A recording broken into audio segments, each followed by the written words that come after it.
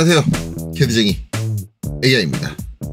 자, 일단은 지금 저희가 인벤터 하고 있는 게 2D 작업 공간, 2D 스케치 작업 공간에 대한 내용을 하고 있으니까 지금 부품 작업 공간 들어와 있고요. S 2D 스케치 시작 실행해가지고 XY 평면을 선택을 해서 일단 2D 스케치 작업 공간으로 들어가겠습니다. 그리고 이제 이번 영상에서 다뤄야 될 내용은 저희가 이제 수정해서 이제 요 두 번째 10가지 했었죠. 자르기, 연장, 분할 저번에 했고, 이제 오늘 다룰 내용은 축척, 느리기, 그 다음에 간격 띄우기.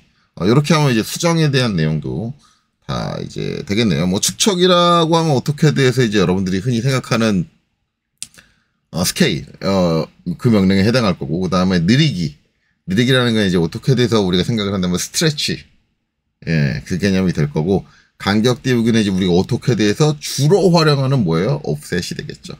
네, 그래서 이제 오토캐드나 이제 2D 캐드를 써보신 분들은 이제 상당히 유용한 명령들을 배우겠구나라고 생각을 하죠. 실질적으로 이제 2D 캐드에서는 되게 유용한데 3D 캐드에서는 뭐 그닥 유용하지 않습니다. 그리고 간격 띄우기도 편하게 쓰기는 좋은데 어차피 이제 이게 나중에 보면 알겠지만 이의 특성이 그렇게 유용하지 않아요. 그러니까 이제 저런 것들이 우리가 이제 2D 캐드에서 많이 유용하다라고 알고 있었는데 이게 3D 캐드에 있는 스케치로 넘어오면 상당히 역전이 되어버리는 게 뭐냐면 결국은 이 맥에변수를 사용을 하느냐 안 하느냐, 파라메트릭 구조냐 아니냐에 대한 그 개념이 되게 강하거든요. 파라메트릭 구조를 띄게 되면은 우리가 이제 오토캐드에서 사용했던 그 방식들, 뭐 옵셋하고 트림하고 거의 이 대부분의 시퀀스로 이루어지죠. 이런 것들이 다 부질없는 짓이 돼요. 오토캐드는 그런 방식들이 되게 중요한 게 파라메트릭 구조를 띌 수가 없기 때문에 처음 그릴 때부터 정밀하게 정확하게 그려야 된다. 그래서 옵셋 트림이라는 게 상당히 중요하게 되는데 이제 3D는 많이 달라지죠. 근데 이제 이런 차이 때문에 대부분 오토캐드를 먼저 학습을 하신, 2D 캐드를 먼저 학습하신 분들은 3D 넘어왔을 때 이 스케치에서 이걸 적응하는 걸 되게 힘들어해요. 왜냐면 자기는 오토캐드에서 작업했던 그 방식이 너무너무 편한데 익숙해져가지고 그것과 전혀 다른 개념을 하라니까 힘들고, 일부 강사님 중에서 제가 몇 번 말씀을 드렸지만 그러니까 이 3D 캐드 넘어와서 파라메트릭 구조를 사용을 안 해요.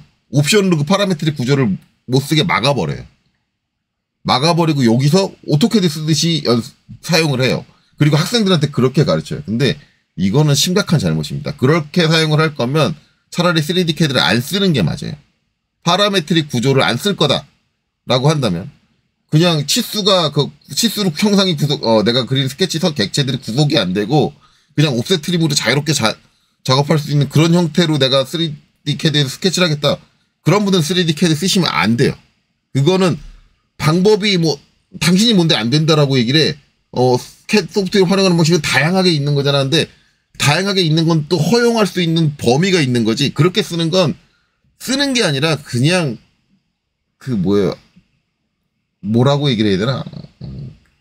엉터리예요. 그러니까 그 소프트웨어의 특성을 우리가 이해하고 거기에 접근을 해야 됩니다. 그런 개념에서 이제 그렇게 이제 유용하진 않을 거예요. 근데 그런 것들이 왜 그런 특성을 보이는지는 지금부터 이제 설명을 들어보시면 알 거고요. 일단은 처음에 이제 축척이든 느리기든 간격이든 객체가 하나 있어야 되잖아요. 그래서 그냥 간단하게 여기 직사각형 요거 가지고 그릴게요. 요거 직사각형 해가지고 2점 직사각형 해가지고 화면에 이제 빈 곳 아무데나 한 군데 클릭을 하고 쭉 이렇게 드래그해서 좌우폭 저는 10mm 하겠습니다. 10. 그다음에 탭 눌러가지고 높이는 5mm 할게요. 5mm. 이렇게 해서 이제 지금 얘는 이제 제 거 같은 경우는 이제 선이 하얀색으로 바뀌어야지 완전정이 된 거잖아요. 지금 보면 이제 두 개의 치수가 필요하고 스케치 1 요게 이제 자물쇠 표시가 없는 게 아직 불완전정이 됐다. 불완전정이 된 이유는 간단하죠. 이제 여기서 이 점을 잡고 이제 움직여 보면 위치가 온 거죠. 그렇죠? 근데 이제 우리가 생각하는 스케일이라고 하는 거, 축척이라는 건 이제 얘의 비율을 바꾸는 거잖아요. 근데 지금 여기 치수 구속 조건이 들어가 있어요. 파라메트릭 구조가 들어가 있어요. 이게 파라메트릭 구조가 들어가 있는 것과 들어가 있지 않은 거. 차이가 있는데 그걸 확인하기 위해서 다시 한번 직사각형을 할게요. 2점 직사각형을 다시 한번 하고 자, 요 아래쪽에서 빈 곳 아무데나 찍고 자, 요렇게 대충 마우스로 이번엔 치수를 입력 안 하고 딱 클릭을 해줄게요. 자, 그럼 이제 얘는 파라미트리 구조가 없는 애죠. 예, 치수 구석이 안 들어간 애예요. 치수 구석이 안 들어간 애고 이제 이런 거를 우리가 이제 축척으로 늘리겠다라고 하면 여기서 이제 축척 예, 지금 보시면 명령 뒤에 가로치고 나오는 게 없죠. 단축키는 없습니다. 여기서 아이콘으로 딱 클릭을 한 다음에 이제 선택이 파란불이 들어와 있어요. 이 상태에서 내가 축척할 객체를 선택을 하면 되죠. 그래서 사각형 전체를 축척을 할 거다 그러면 이렇게 선 4개를 모두 다 선택을 하면 돼요. 이렇게.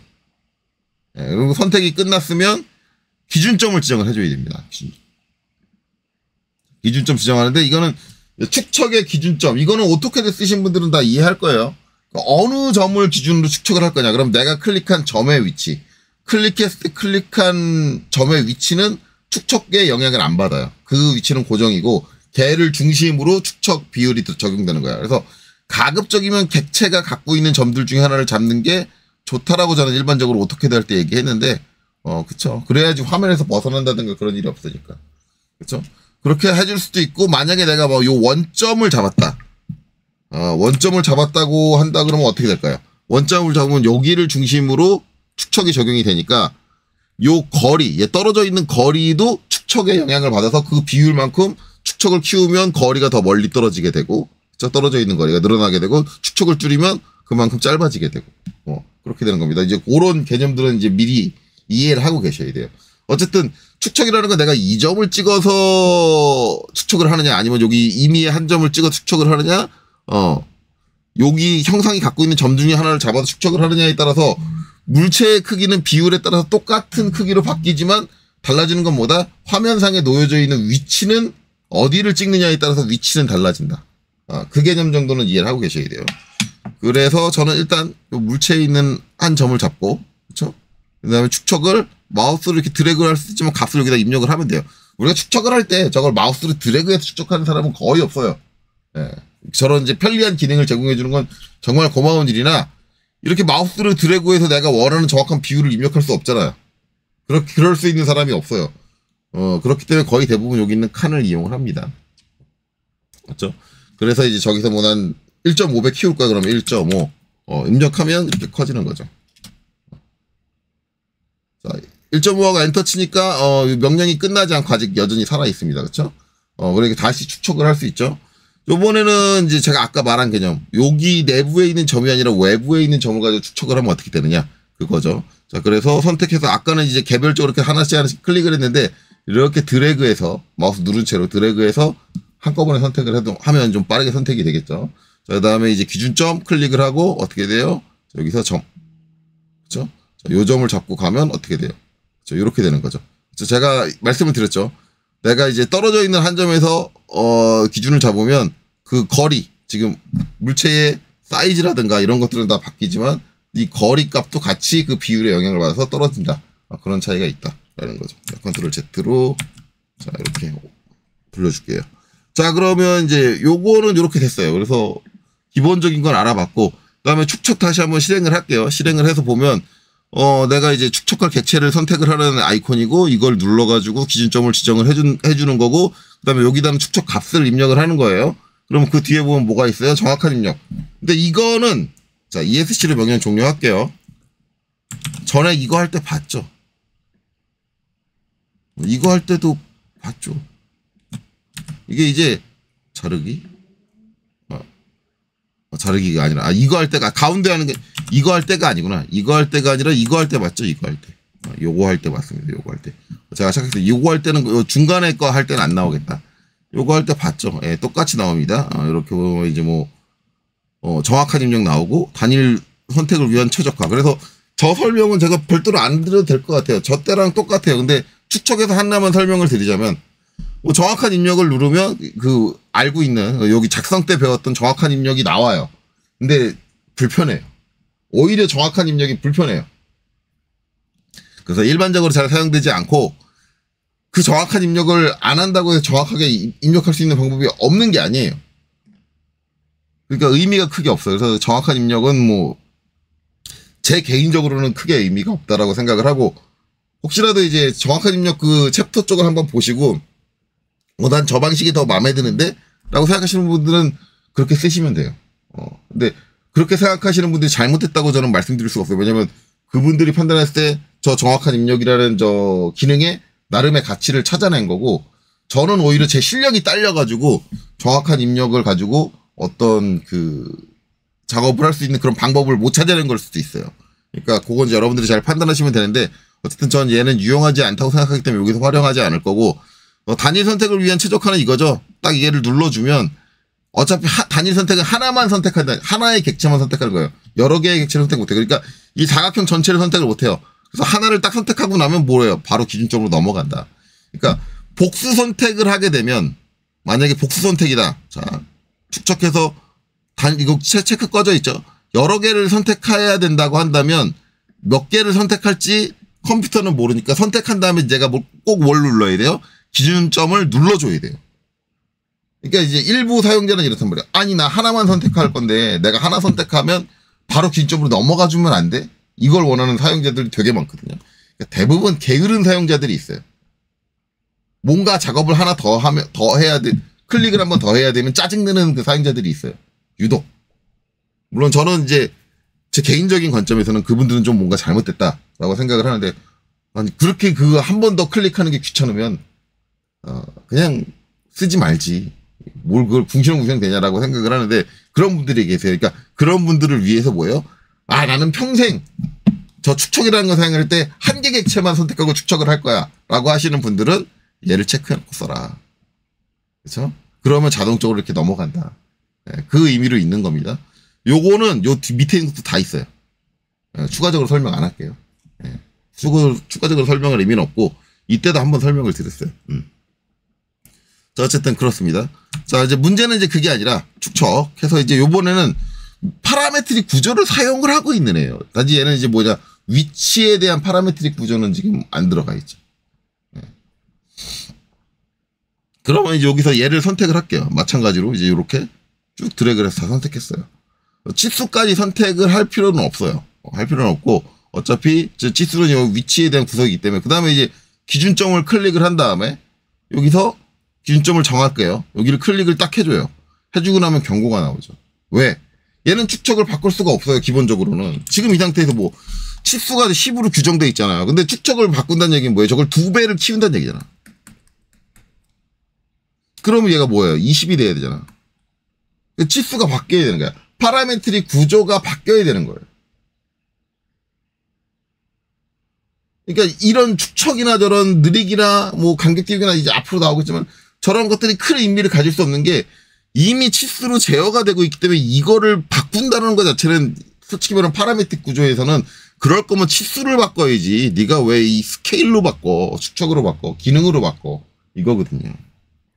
그러니까 이런 개념으로 원래 3D 스케치에서는 접근이 안 가요. 그래서 이런 것들이 예전에도 얘기했지만 이동이라든가 복사라든가 이런 회전이라든가 축척이라든가 그다음에 이제 느리기라든가 이런 것들은 크게 의미가 없다. 솔직히 이제 요것들은 좀 써요. 자르기, 연장, 분할. 이것들은 좀 사용이 되고, 그다음에 간격 띄우기도 좀 사용이 되거든요. 근데 나머지 것들은 솔직히 말하면 크게 의미를 갖지 못한다. 왜? 파라메트릭 구조의 특성 때문에 그래요. 그래요. 자, 어쨌든 그렇습니다. 그래서 이제 이렇게 나오는 거죠. 그래서 지금 여기 이제 나온 게 뭐예요? 이게 이제 저번에 요거 이동 복사 회전할 때도 얘기했지만 이런 것들에 이제 치수로 구성되어 있으니까 지금 네가 원하는 저 축척이라는 작업을 하려면 이 치수를 바꿀 수 있게 바꿔야 돼. 이 바꿀 수 있게 순간적으로 잠깐 바꿀 수 있게 바꿔주는 걸 뭐라고 하냐면 완화라고 해요. 완화. 네, 완화. 그러니까 저거는 이제 부속 조건을 지우는 게 아니라, 원래는 이제 제대로 된 개념이면 지웠다가 다시 치수 기입해야 되는 개념이 되는데, 지우는 게 아니라 잠깐 바꿀 수 있는 치수로, 그러니까 치수값이 변경될 수 있는 상태로 완화를 시켰다가 변경이 끝나고 나면 다시 원래대로 부속 치수로 바꿔줄게. 이렇게 되는 거죠. 예. 그런 개념으로 이제 들어갈 수 있다. 그래서 이제 여기서 예를 해야지만, 아니오를 하면 이건 이 명령이 취소가 돼요. 아니오를 하면 못해요. 이거를 못 바꿔요. 내가 여기다가 취소되진 않았는데 이 해가지고 적용 눌러주면 그렇게 할 수 없습니다. 왜? 치수가 완화되지 않기 때문에 2배를 해줄 수가 없어요. 그렇게 되죠. 그래서 여기서 얘를 눌러야지만 된다. 자, 다시 한번 이제 요거 아직 명령 살아있으니까 요거 이렇게 선택을 해서 이번에 이제 기준점을 이제 여기를 찍어볼게요. 여기를 찍어주고 마찬가지 이렇게 나왔는데 아니요 할게요. 얘를 하면 요 치수가 바뀐다 그랬죠. 근데 아니요 할게요. 아니요 해도 여전히 이제 값을 넣을 수 있어요. 여기다가 2라고 입력을 할게요. 그리고 적용을 눌러줄게요. 자, 그러면 마찬가지. 그렇죠? 적용할 수 없습니다. 왜냐면 이 값이 고정돼 있기 때문에. 이제 완화를 시켜야 돼요, 저럴 때가. 근데 이걸 완화시켜서 그렇게 하느냐, 일반적으로. 그러니까 이게 우리가 오토캐드에 생각했던 개념과 달라요. 이거를 스케일로 2배를 키워야 된다 그러면 어떻게 생각하냐면 대부분 3D 캐드 작업, 요 스케치 작업에 익숙하신 분들은 더블 클릭하고 20. 10. 하고 이게 원점 위치가 틀려졌네 그러면은 이 틀어진 걸 가지고 걱정을 안 해요. 그러니까 오토캐드 쓰는 사람들은 나 이 점 기준으로 지금 이렇게 한 거잖아요. 이 점 기준으로 이렇게 가버린 거잖아요. 그러니까 우리가 이제 오토캐드 쓰는 사람들은 이렇게 되면 이 스케일 원점이 여기여야 되는데 라고 걱정을 하는데 3D 캐드 하는 사람은 저렇게 가잖아요. 그럼 이게 이렇게 왔어? 그럼 너 다시 절로 가. 이거야. 오토캐드 쓰는 사람과 3D 캐드에서 스케치하는 거의 개념의 차이 이런 거라고요. 그러니까 오토캐드는 딱 뭔가 한번 작업이 될 때마다 정확한 위치 정확히 위치가 맞춰져야 되는데 3D 캐드는 작업하고 위치 틀어졌어? 갖다 놔. 옮겨놔. 이거라고. 이런 식으로 생각해야 돼. 그러니까 개념 자체가 마인드 자체가 아예 달라야 돼요. 그러면은 그렇게 달라질 수 있나요? 오토캐드에 익숙한 사람이 저 오토캐드 잘 쓰잖아. 쓰는데 3D 캐드 할 때는 전혀 오토캐드의 방식을 생각하지 않아요. 이게 정상이에요. 근데 일부 강사들, 특히 오토캐드 성향이 강한 강사들은 뭐예요? 어떻게든 3D 캐드를 오토캐드처럼 쓰고 싶어해. 그건 잘못된 거예요. 아예 다른 프로그램이고 아예 개념 자체가 다르다고요. 그걸 인정하고 거기에 맞는 작업 방법으로 옮겨와야지. 그리고 학생들한테도 그렇게 가르쳐야지. 진짜 제가 학생들 가르칠 때도 저하고 오토캐드 써 막 하고 나서 이제 3D 캐드에서 스케치 쪽 딱 들어오면은 거기서 학생들이 막 짜증내기 시작해요. 왜? 오토캐드에서 하던 방식대로 안 되니까. 그러면 저는 학생들한테 늘상 그래요. 그건 다른 개념이다. 그 개념에 맞춰서 네가 또 다른 스케치 개념을 잡아야 된다. 전 그거 못하겠는데 그럼 이제 그 사람은 3D 캐드 못 쓰는 거죠. 저는 그렇게 단정을 지어고 그래요. 그럼 내가 거기서 오토캐드에서 작업하던 것처럼 작업할 수 있게 해줄게. 절대 그런 얘기 안 해요. 네가 거기서 새로운 방식에 적응을 못한다면 넌 그건 못한다. 라고 얘기를 하지. 자, 그렇습니다. 자, 어쨌든 이제 요렇게 이제 축척을 우리가 쓸 수 있고, 이제 느리기도 이제 마찬가지 개념이 돼요. 느리기. 느리기도 이제 여기서 선택이라고 있는데 이제 얘를 딱 선택을 하고, 그 다음에 기준점을 잡고, 그 다음에 쭉 해서 하면 느릴 수가 없죠. 느리기는 이제 우리가 오토캐드 할 때도 그랬지만 점에 대한 거예요. 점에 대한 거. 구속이 돼 있잖아요. 요렇게 분리되잖아요. 그러니까 이건 느리기가 아니잖아. 얘 이동이지. 그러니까 우리가 오토캐드 할 때 스트레치 할 때도 이렇게 객체를 하나 딱 선택해서 하는 게 아니잖아요. 어떻게 해요? 이렇게 잡아가지고 가죠. 얘도 똑같아요. 오토캐드하고 스트레치하고 똑같다고 제가 얘기를 한 게 선택해서 선택할 때 이렇게 잡으세요. 잡고 기준점을 잡으세요. 그 다음에 쭉 해서 자, 구석이 들어가 있다니까 얘를 해볼게요. 구석. 왜냐면 이제 방금 얘기한 구석이 뭐냐면 여기 있는 이 선이 지금 이렇게 수평한 상태를 유지를 해야 돼요. 수평 구석 조건이 들어가 있단 말이에요. 그걸 깨야지만 방금 전에 봤던 것처럼 느리기 객체 기준점 해서 이렇게 깨줘야지만 이렇게 자유롭게 움직일 수 있죠. 그러니까 스트레치 쓰는 것도 지금 보면은 수평 수직 걸려있는 저 조건 자체도 지금 문제가 되잖아요. 그러니까 3D 파라메트릭 구조 상황에서 구속 조건이라는 게 존재하는 상황에서 저 축척이라든가 느리기라든가 이동이라든가 복사라든가 회전이라는 거는 너무너무나 불편한 조건이에요. 사용하기. 그래서 잘 안 써요. 저는 솔직히 말하면 아직까지도 이해를 안 가는 게 물론 나와 있는 소프트웨어니까 그 소프트웨어에 맞춰서 쓰는 거긴 하지만 이게 왜 있냐. 이게 왜 있냐예요. 저는 물론 이제 일부 사용자하고 저하고 차이가 나는 건데 저는 저게 없어도 된다라고 주장하는 사람이에요. 그냥 이거를 그냥 요 4개만 남겨놓고 굳이 저거는 없애도 되는데 왜 저 칸을 차지하고 있느냐.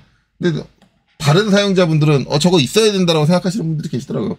아니 이동은 기본으로 있어야 되고 복사는 기본으로 있어야 되고 회전은 기본으로 왜 저런 게 기본으로 있어야 되는지 저는 뭐 이해는 못하겠지만 어쨌든 대부분의 사용자들은 저건 기본적으로 있어야 된다고 생각을 하더라고요. 근데 파라메트릭 구조라는 개념을 생각을 하면 제가 봤을 때는 전혀 의미 없는 얘기들이에요. 지금 모든 행위들이 우리가 파라메트릭 상태에서 주어지는 치수 구석 조건이나 아니면은 위치 구석 조건이나 이런 것들하고 계속 충돌을 일으켜요. 저 작업들은. 지속적으로.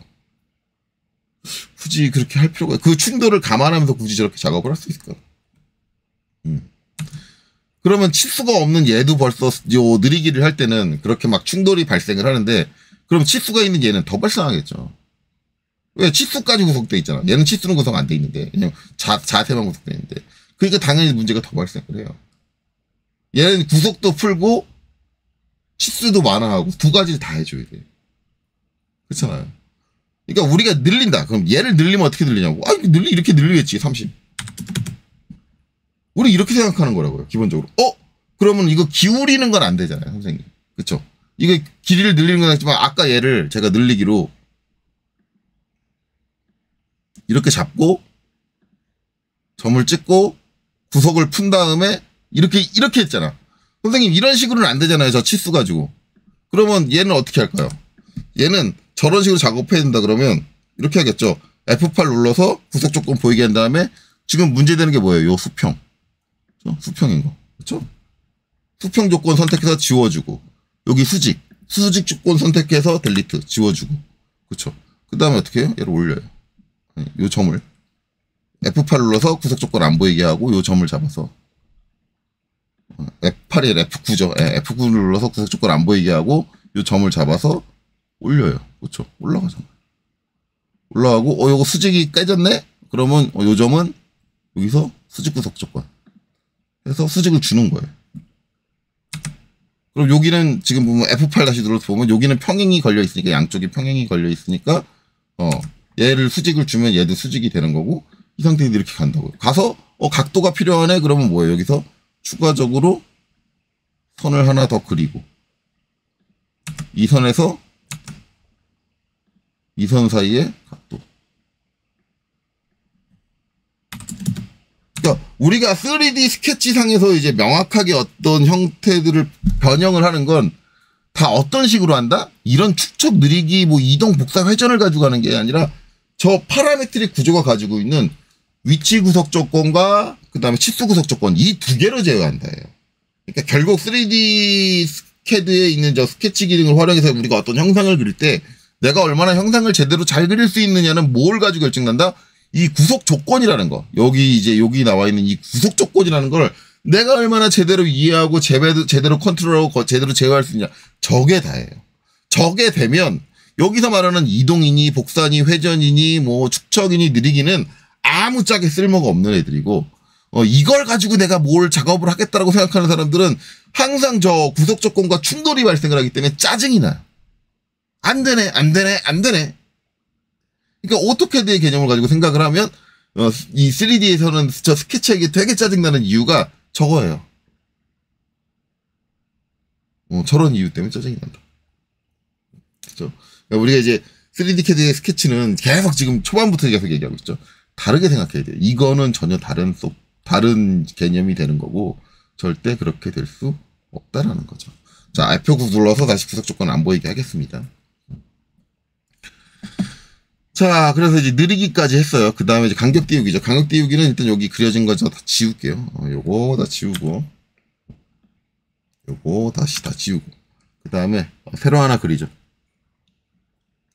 간격 띄우기 하기 위해서 이제 여기 직사각형 하나 그릴게요. 여기서 이제 직사각형 아무데나 한 군데 찍고 쭉 잡아당겨서 이쪽으로 30, 탭, 높이로는 20 이렇게 줄게요. 자, 간격 띄우기는 이제 여러분들이 흔히 알고 있는 옵셋입니다. 그래서 이제 여기서 간격 띄우기 마우스 갖다 대보시면 이렇게 있고, 단축키가 있어요. 5. 그렇죠. 옵셋 단축키가 5죠. 예. 느리기는 없죠. 예. 느리기 약간 제가 단축키에 대한 얘기 안 했는데, 간격 띄우기는 이제 5입니다. 5. 그래서 제 아이콘 클릭 안 하고 키보드에 이제 5만 눌러도 이제 실행이 되는 거죠. 예. 그리고 나서 이제 객체, 간격을 띄우고 객체 선택하는데, 딱 마우스를 여기 갖다 대시면 어떻게 돼요? 선이 하나만 선택되는 게 아니라 사각형이 전부 다 선택됩니다. 그러면은 우리가 이제 오토캐드 사용자들은 이렇게 생각했죠. 저게 렉탱으로 그려졌나 보네. 렉탱으로. 그러면 저게 폴리라인으로 돼 있으니까 저걸 폴리라인을 분해하면 저 윗선 하나만 선택할 수 있겠네 라고 생각할지 모르겠지만, 자, 일단 3D 캐드에서는 폴리라인이라는 개념이 없습니다. 네. 그렇기 때문에 분해, 익스플로드라는 것 자체도 불가능해요. 네. 3D 캐드에 있는 저 2D 스케치에 있는 선 중에는 폴리라인이라는 개념이 없어요.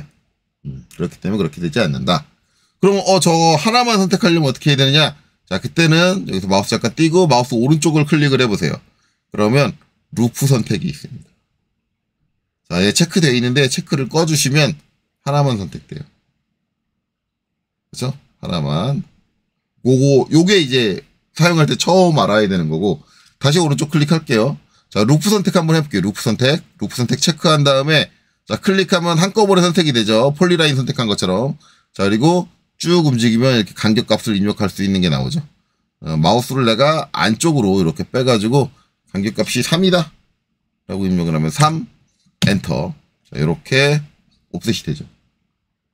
자, 다시 바깥쪽에 있는 거 다시 선택할게요. 선택하고 클릭하고, 자, 이번에 위로 드래그를 한 다음에 3, 엔터. 자, 그러면 내가 마우스, 그러니까 무슨 얘기인지 알겠죠? 내가 마우스로 보낸 쪽으로 그 거리값이 적용되는 거예요. 네. 마우스로 지향을 한 쪽으로 거리값이 적용이 된다. 이제 이렇게 이제 옵셋을 해줄 수 있다.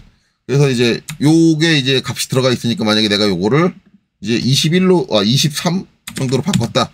그러면 그 간격을 유지한 채로 이렇게 다 같이 바뀌어주죠. 이게 이제 이런 것들이 저렇게 부속 조건이나 매개 변수로 링크가 돼 있기 때문에 내가 하나만 바꿔도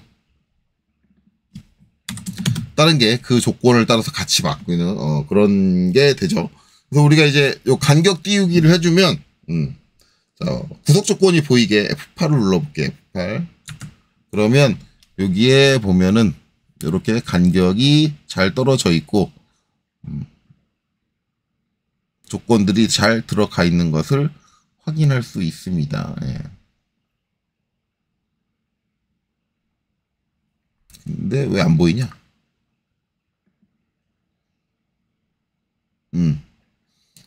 원래 옵셋이라는 구속 조건이 보여줘야 되는데 왜 안 보이지?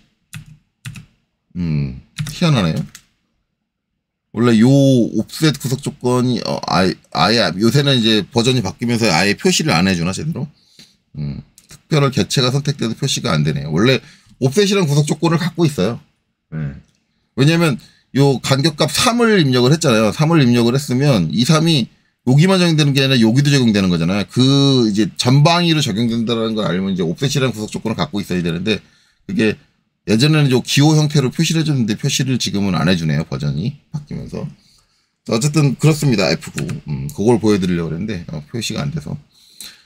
그건 이제 제가 좀 더 바뀌어서 표시되는 거에 대해서는 좀 더 알아봐야 될 것 같아요. 어떻게 표시되는지.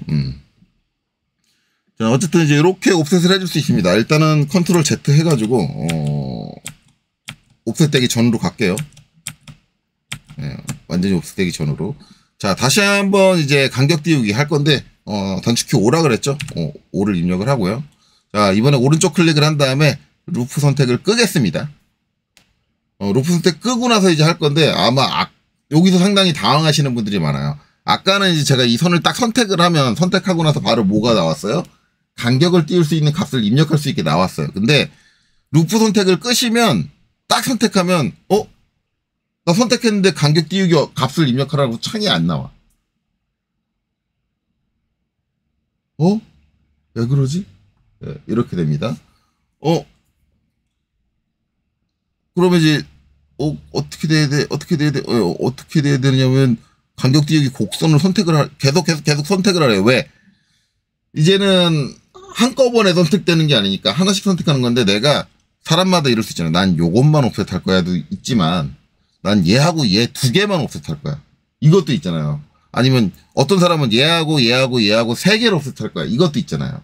그러니까 이게 루프 선택이 아니면 얘가 판단했을 때는 그럼 네가 여러 개의 선을 선택할 수 있으니까 선택 끝나면 알려줘 라는 거예요.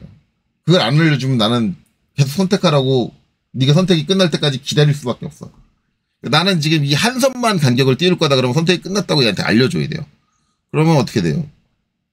어떻게 해줘야 돼요? 네, 그게 여기 좀 친절하게 안 써있는 게 단점이에요. 만약에 선택이 끝났으면 어떻게 해야 되냐면 오른쪽 클릭을 하시고 계속이라고 눌러주셔야 돼요. 그러면 어떻게 돼요? 그제서야 간격값을 입력할 수 있는 그쵸? 헤드업 디스플레이가 뜹니다. 그래서 원하는 방향으로 가서 4mm 이렇게 입력을 하면 4mm가 이렇게 간격 띄게 된다. 그렇죠? 그래서 루프 선택일 때와 루프 선택이 아닐 때를 여러분들 구분하셔야 돼요. 다시 한번 보여드리면 자 5 간격 띄우기 실행했죠. 자 선을 2선 그렇죠. 여러 개 선택할 수 있잖아요. 그러니까 내가 몇 개 선택했는지 그래야지 선택이 끝나는지 알려줘야 돼요. 그래서 계속하려면 클릭이라고 나오는데 클릭 해도 안 나와요. 오른쪽 클릭하고 계속이라고 눌러주셔야 돼요. 그럼 이렇게 나오는 거죠. 그렇죠? 간격값을 내가 원하는 대로 한 5 이렇게 입력을 해주면 된다. 그래서 이제 요거를 이제 잘 구분하셔야 돼요. 루프 선택이냐. 그래서 가장 많이 나오는 질문이 선생님 제가 5 하고 얘 선택했는데 간격값을 입력할 수가 없어요 라는 질문을 제일 많이 받아요. 그러면 뭐다? 루프 선택이 꺼져 있다. 그리고 내가 오른쪽 클릭 계속을 해서 다음으로 넘어가줘야 된다. 요거를 주의해야 된다. 자, 그렇습니다. 자, 일단 요것도 다시 다 지울게요. 이렇게 지워주고. 자, 그 다음에 이제 또 한 가지 알아야 되는 거는 이제 우리가 간격 띄운 객체의 구속 조건의 이제 유지에 대해서 얘기를 할 거예요. 예전에도 한번 했었지만 예전에 다른 조건에서 했었나? 제가 이제 자르기 연장 분할 이런 것들을 했었잖아요. 이런 거 할 때 치수가 갑자기 막 사라진다. 치수 구속 조건 있었는데 사라진다. 그런 얘기를 했잖아요. 근데 요 간격 띄우기에서 이제 그런 현상이 있어요. 그런 현상이 있기 때문에 그걸 먼저 알아볼 건데, 자, 간격 띄우기 5를 하고, 마우스 오른쪽 클릭을 하시고, 루프 선택을 일단 체크를 합니다. 그리고 이제 루프로 갈게요, 루프로. 자, 루프로 갔을 때, 자, 땅 클릭을 하고요. 안쪽으로 한 10mm, 10mm가 아니라 안쪽으로 한 3mm 정도 옵셋을 할게요. 자, 그리고 이제 여기서 제가 추가적으로 선을 더 그릴 거예요, 선은 L이니까 L 하고, 자, 여기서 여기 클릭하고 수직선으로 이렇게 해서 여기 클릭해가지고 놓을게요. 이거 치수는 중요하지 않으니까 이렇게 놓을게요. 지금 보시면 얘는 간격 띄우기로 지금 작성을 해놓은 거예요. 그리고 이제 이렇게 되면 여러분들 구분이 잘 안 갈 수 있으니까 제가 얘를 이 전체를 원점에다가 일치시켜 놓을게요. 그래서 일치 구속 조건을 해가지고 이 사각형의 우측 하단에 있는 요 코너 있죠. 코너를 잡고 원점에다가 탁 일치시켜서 지금 얘를 빼고는 이 선을 빼고는 완전정입니다. 제가 이 선 잠깐 지워보면 딜리트 지워보면 완전정의 상태예요. 앞정이 바뀌었죠. 완전하게 구속됐죠. 컨트롤 Z. 자, 요거는 다시 이쪽으로 갖고 와서 자, 이 상태에서 얘는 옵셋으로 작성된 애잖아요. 간격 띄우기로. 자, 제가 얘를 잘라볼게요. 자, 자르자. 자르기를 하면 어떻게 되느냐. 자, 그래서 제가 이쪽을 잘라보겠습니다. 퉁! 했더니 어떻게 되나요? 자, 여기에 요 3, 간격 띄우기 치수가 그대로 살아있어요. 그리고 이 선도 이 간격이 있으니까 요 위아래 간격은 딱 저 3mm를 유지합니다. 대신에 이전에는 이 3mm라는 치수, 요 치수 하나로 옵셋이라는 구속 조건이 유지가 돼서 이 전체를 다 잡아줬어요. 똑같이 여기도 3mm, 여기도 3mm, 여기 3mm 됐는데 이제는 그게 깨져버렸어요. 그래서 우리가 간격 띄우기를 했을 때는 치수가 이렇게 명기된 선, 그러니까 최초로 내가 선택된 선 쪽, 이쪽의 구속은 유지가 됩니다. 하지만 나머지 선들의 구속은 깨진다라는 이거를 잘 이해해야 돼. 그래서 이거는 어떻게 되냐면 이제 나중에 이제 3mm 유지돼야 된다 그러면 여기도 치수를 다시 넣어줘야 돼요. 이런 식으로. 그러니까 제가 이렇게 넣어주니까 어떻게 돼요? 다 됐네. 자, F8 눌러서 구석 조건 보면 이런 식으로 구성이 되는구나.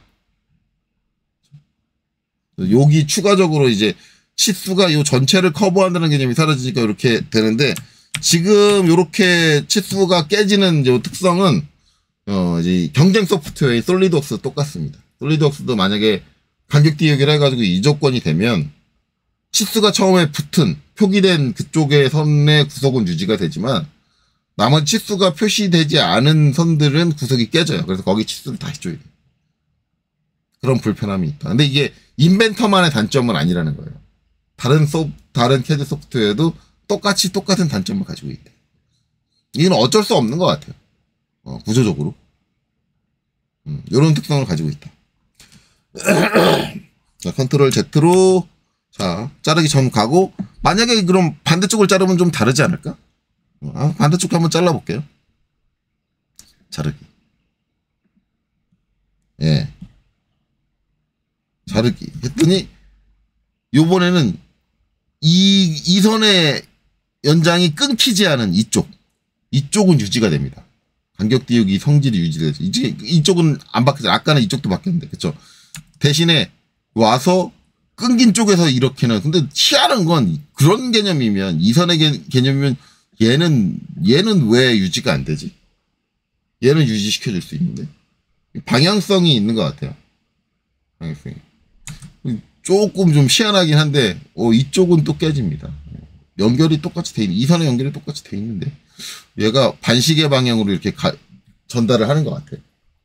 저 간격 띄우기라는 저 속성의 특성 자체가 이 치수값이 여기다 기입됐으면 얘는 반시계 방향으로 이렇게 전달해서 링크를 엮어주는구나.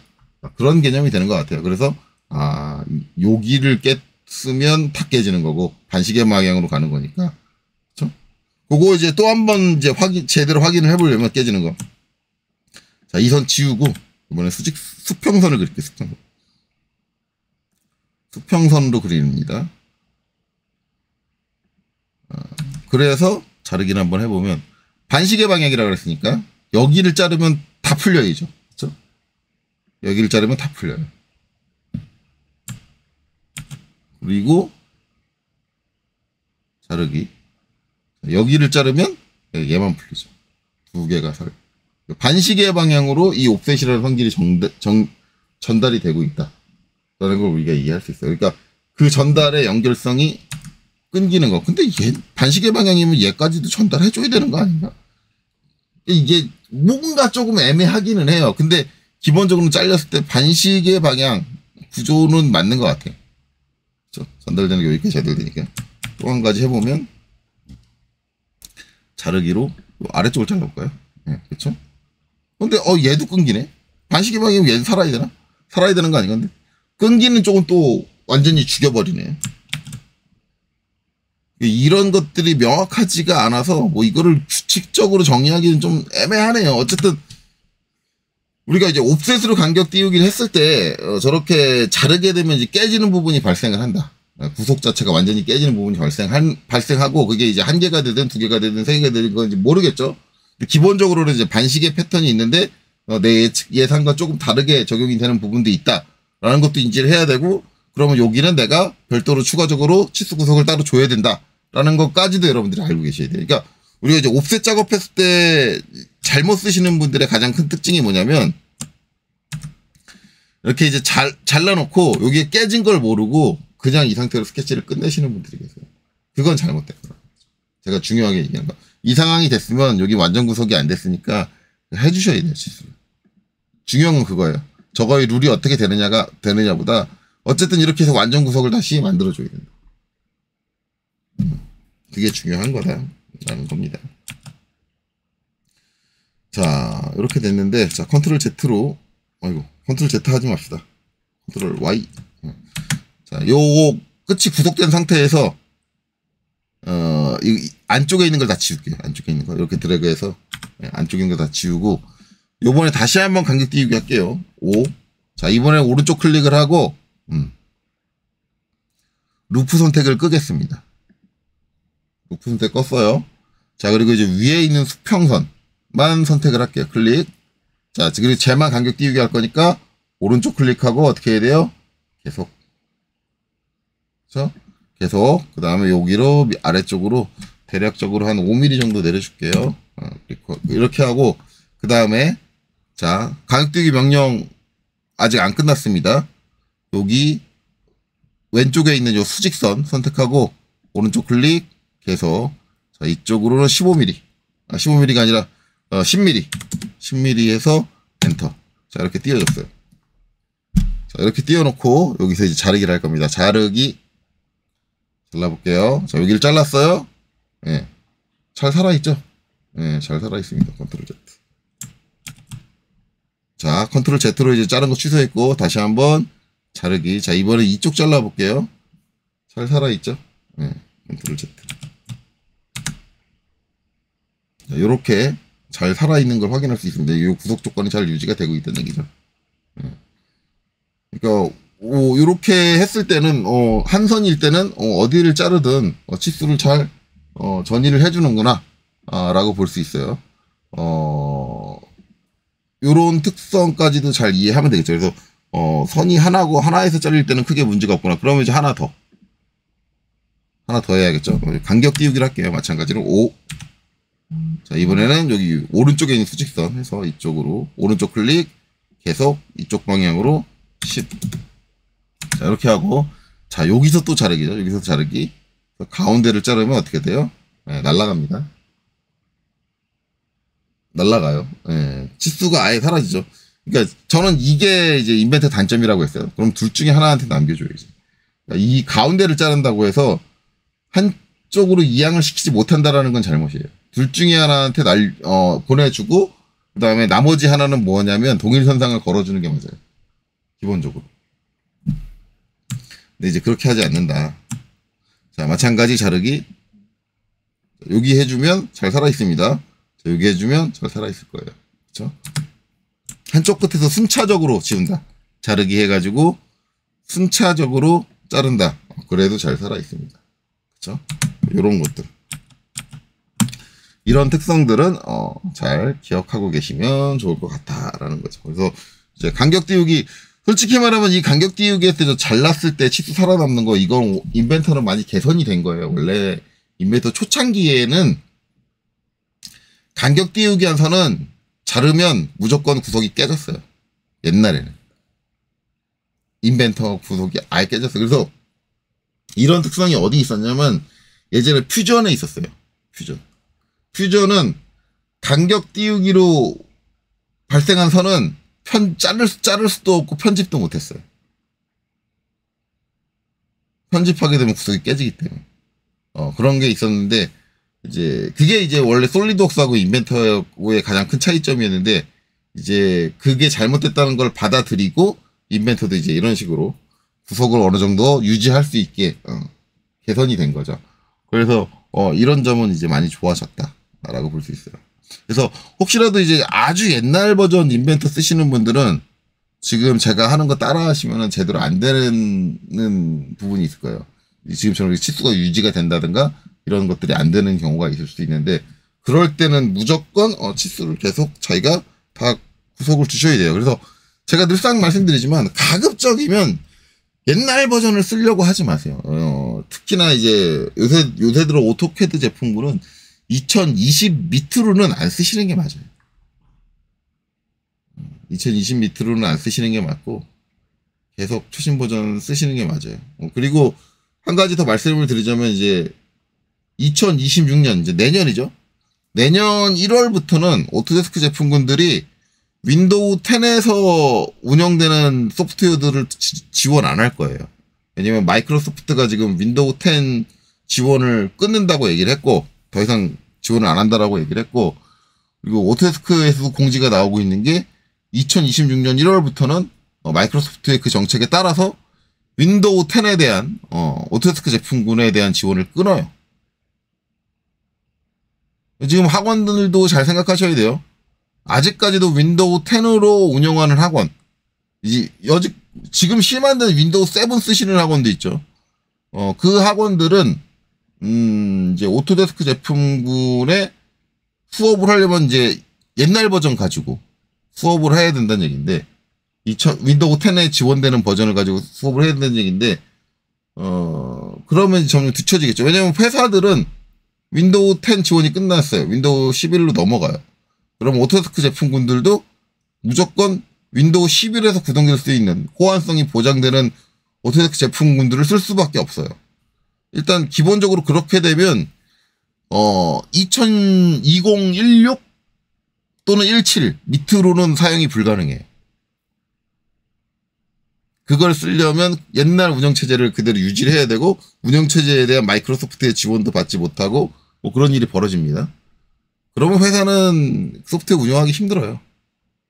그렇기 때문에 기존에 이제 옛날 버전 연구 라이센스로 옛날 버전 쓰던 업체들도 이제는 다 바꿀 수밖에 없는 정식 버전으로.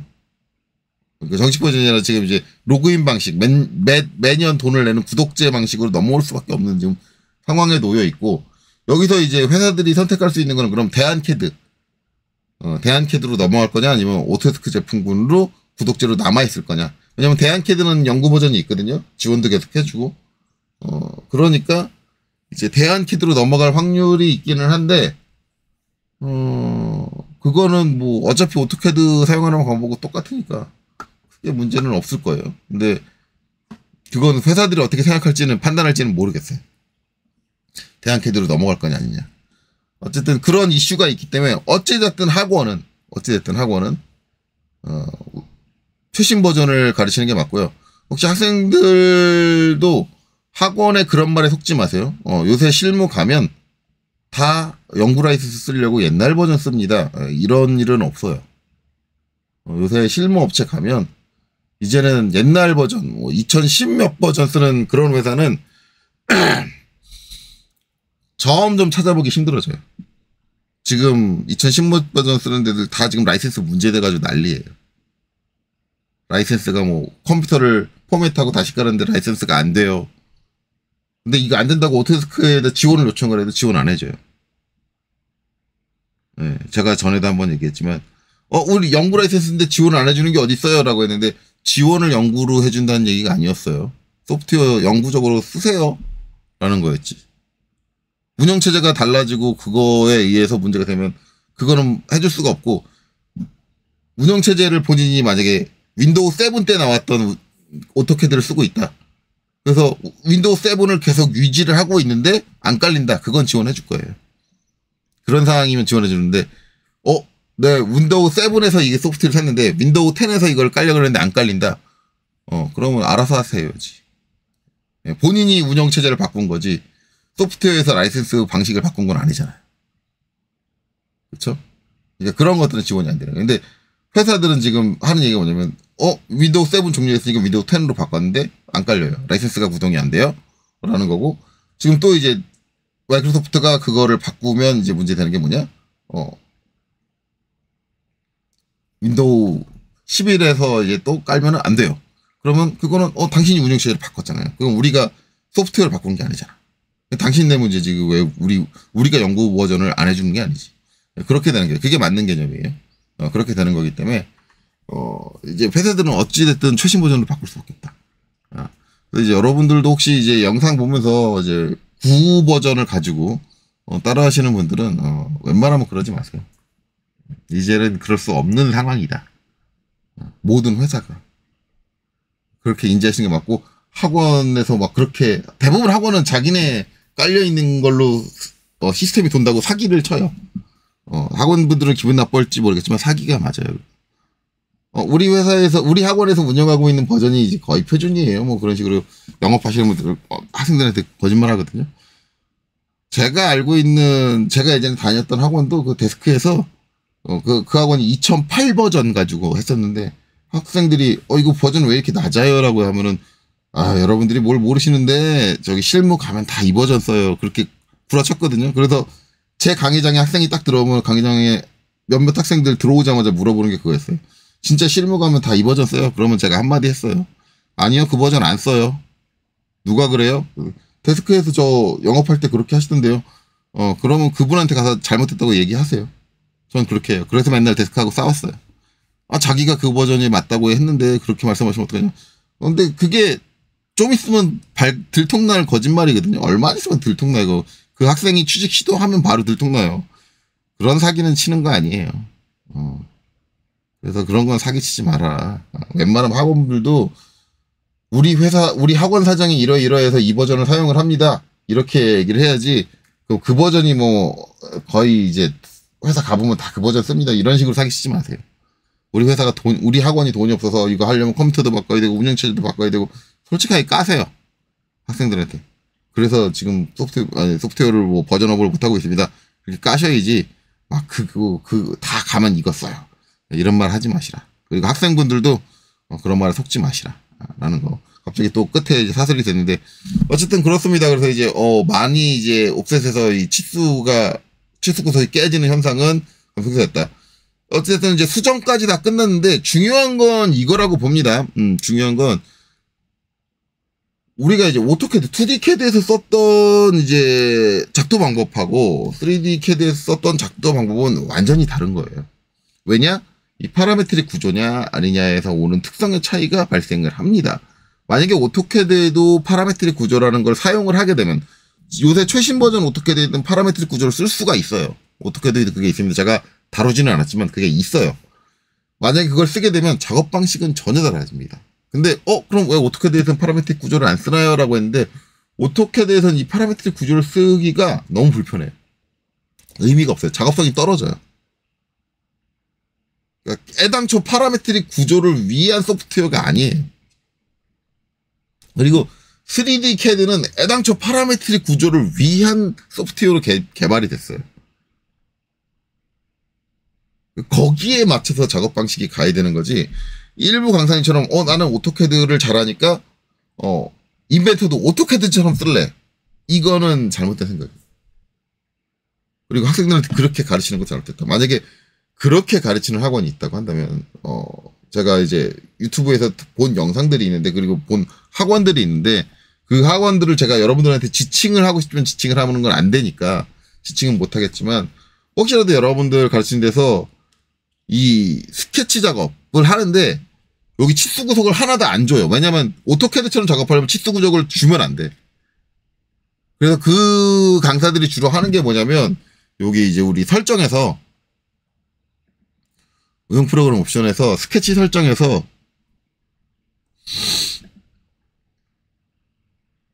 이제 구속 조건 설정 여기 딱 들어가면 작성 시 구속 조건 화면 표시 말고 작성 시 치수 편집이랑 입력값에서 치수 작성 요걸 꺼요. 요걸 꺼버려요.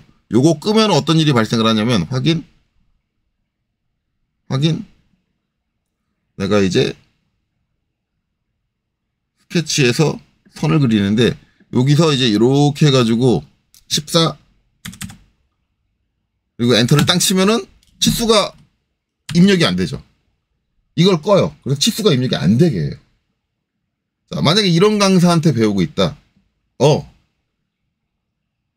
저는 여러분들한테 드리고 싶은 건 이 강사한테 배우지 마세요. 이 강사가 이렇게 하는 이유는 딱 하나예요. 치수 구석을 안 쓰겠다라는 거예요. 그러면 그 설정을 그렇게 해놓고 하는 강사는 모두 다 그렇게 내가 거절해야 되나, 피해야 되나요? 라고 한다면 꼭 그렇게 말할 수는 없고, 만약에 이렇게 작업을 하고 나중에 내가 수동으로 치수를 준다. 이 작업을 한다면은, 그 사람한테는 배우셔도 돼요. 그러니까 이 사람은 자동으로 들어가는 치수보다 나중에 수동으로, 그러니까 우선순위가 다를 뿐이에요. 근데 이것처럼 방금 전에 제가 보여드린 것처럼 이렇게 해서 치수가 안 들어가게 하고 치수 구속 조건이 안 들어가게 하고 그 이후에 치수를 안 준다. 그리고 작업을 마친다. 이 사람한테는 배우지 마세요. 이 사람은 제가 말씀드린 그런 사람이에요. 인벤터에 있는 스케치를 내가 그 개념을 받아들이는 게 아니라 난 인벤터에서 오토캐드처럼 작업하고 싶으니까 저 구석이 그거 작업하는데 방해가 돼. 그러니까 나 저 구석이라는 건 안 쓸 거야. 이건 3D 캐드를 안 쓰겠다라는 거예요. 그거와 같은 얘기예요. 그런 강사한테는 배우지 마세요. 실제로 여러분들 인터넷 유튜브 영상들 뒤져보세요. 이렇게 작업하는 분들 되게 많아요. 거기에 이제 간격 띄우기도 선택하고 오른쪽 클릭 계속. 자, 이렇게 하잖아요. 여기서 내가 10 이라고 입력을 해서 엔터 쳤어요. 치수 안 들어가죠, 지금. 이 상태 만들어 온다고. 이 상태를 만들어 놓는 강사들이 있어요. 딱 해서 오른쪽 클릭 계속. 이런 식으로. 그래서 이게 보면은 이것도 끌 수도 있어요. 오른쪽 클릭해서 계속해서 보면은 이거 오른쪽 클릭 구속 간격 띄우기 요것도 끄시는 분들도 계세요. 요거 저거 꺼도 이제 치수가 작성 안 되거든요. 이제 그런 것들이 있기 때문에 그렇습니다. 그래서 이제 요런 강사들은 좀 피하시는 게 좋다. 저는 옵션 다시 킬게요. 도구에 응용 프림 옵션. 이거는 잘못된 거예요. 설정에 입력값에서 치수 작성. 다시 체크를 해놓고 확인, 적용, 닫기. 이렇게 해놓고 이제 저렇게 해놓고 나면 이제 옵셋 가서 다시 한번 보여드리면 스케치에서 간격 띄우기. 자, 클릭하고 오른쪽 클릭. 구속 간격 띄우기 꺼져 있잖아요. 요거 돼 있으면 계속 위쪽으로 제가 5mm 해도 치수 안 들어가요. 이렇게 쓰는 사람도 있어요. 그게 켜져 있어도 이렇게 쓰시는 분들이 있어요. 간격 띄우기 할 때 구속이 안 되게. 이런 사람도 피해라. 그래서 저는 이제 간격 띄우기 할 때 반드시 클릭, 오른쪽 클릭, 구속 간격 띄우기를 켜놓고 합니다. 켜놓고 하면 오른쪽 클릭 계속 10. 이렇게 치수가 들어가야죠. 그래서 이런 이제 치수 구속이라는 게 제대로 활용이 돼야 돼요. 3D CAD에서는 스케치할 때. 저거를 이제 꼬박꼬박 잡아가는 강사님한테 배우시고 그렇지 않고 이상하게 작업하시는 강사님들한테 배우지 마세요. 뭐 이제 그거에 대해서 일부 변명하는 것들이 있는데 그거는 나중에 이제 그 파트에 가면은 그런 변명이 나오는 파트에 가면은 그때 가서 제가 다시 한번 말씀을 드릴게요. 어쨌든 저런 이제 치수 구속이라든가 아니면 위치 구속이라든가 이런 것들을 좀 피하시는 강사님들이 있어요. 최대한 안 들어가게. 그리고 이제 요 스케치를 완전 정의 안 되게 끝내시는 분들이 계세요. 그런데 그거는 3D CAD를 쓰는 게 아니에요. 쓴다고 볼 수가 없어요. 그렇게 볼 수 없고, 간혹가다 이제 예외는 한 가지 있다. 예외는 뭐냐면 제가 전에도 얘기했지만 스플라인 위주로 작업하시는 분들 계시죠. 그러니까 디자인 쪽으로, 그러니까 인벤터를 기계 설계 쪽보다는 디자인 쪽 또는 산업 디자인 쪽으로 활용하시는 분들은 스플라인들을 많이 쓰는데 스플라인을 사용할 때는 완전 정의를 하지 않습니다. 그래서 그때는 굳이 치수 구속을 잘 안 해요. 그때는 잘못이 아니에요. 그건 괜찮은데 대부분 이제 기계학과 여러분들 뭐 축이라든가 스포기어 막 이런 거 그리는데 거기서 치수 구속을 안 쓰시는 그런 분들이 계신데 그런 분들은 뭔가 잘못하고 있는 거예요. 그렇게 이해하시면 됩니다. 자, 어쨌든 그래서 이번은 여기까지 하고 이제 이걸로 수정까지 다 마쳤고요. 다음에 이제 패턴, 그렇죠? 패턴 패널이 있는데 이 패턴으로 넘어가서 이제 패턴에 대한 내용을 설명을 하고 진행을 하도록 하겠습니다. 자, 이번 영상 여기까지 보시느라 수고 많으셨습니다.